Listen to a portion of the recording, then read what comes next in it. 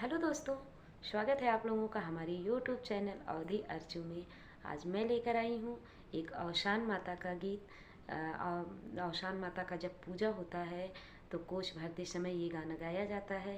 तो आप लोग सुनिए और कमेंट में ज़रूर बताइए कि आपको ये कोष भराई औशान माता गीत कैसा लगा।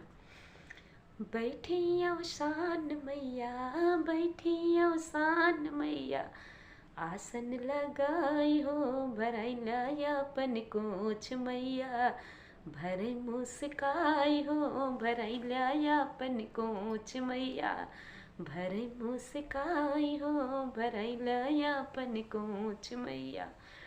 लैया के जैसन बाढ़े घर परिवार हो, लैया के जैसन बाढ़े घर परिवार हो, चनवा के जैसन फूटे खुशियाँ पार हो, चनवा के जैसन फूटे खुशियाँ पार हो। आम के पल्लव जैसन, आम के पल्लव जैसन, जीवन हरियराई हो भरैला अपन कोछ मैया, भरे मुस्काई हो भरैला अपन कोछ मैया, भरे मुस्काई हो भरैला अपन कोछ मैया।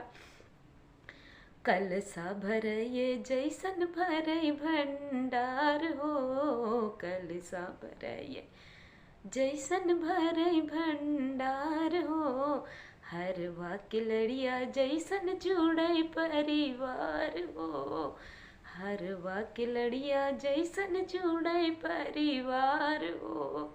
ज्योति प्रकाश जैसन, ज्योतिया प्रकाश जैसन, नाम जगमगाए हो भरैला अपन कोछ मैया, भरे मुस्काई हो भरैला अपन कोछ मैया, भरे मुस्काई हो।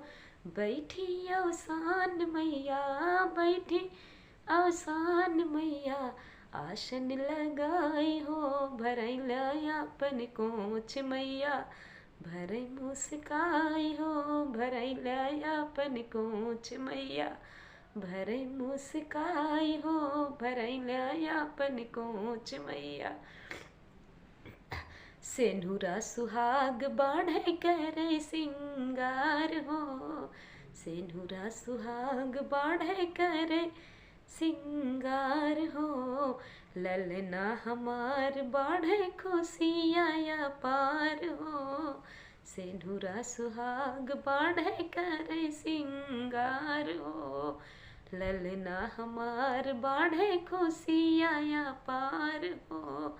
देथी आशीष मैया, देथी आशीष मैया, लैला मुस्काई हो भरैला अपन कोछ मैया, भरे मुस्काई हो भरैला अपन कोछ मैया, भरे मुस्काई हो।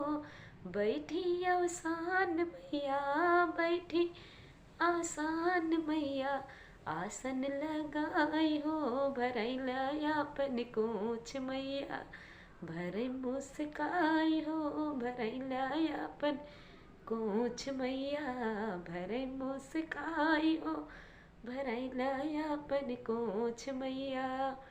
धन्यवाद। तो आप लोग हमारे चैनल को सब्सक्राइब ज़रूर से ज़रूर कर दीजिएगा ताकि अगला नोटिफिकेशन आपको मिलता रहे। और भी औशान माता के गीत सुनने के लिए हमारे चैनल को सब्सक्राइब करिए ताकि अगला नोटिफिकेशन आपको तुरंत मिलता रहे। Thank you.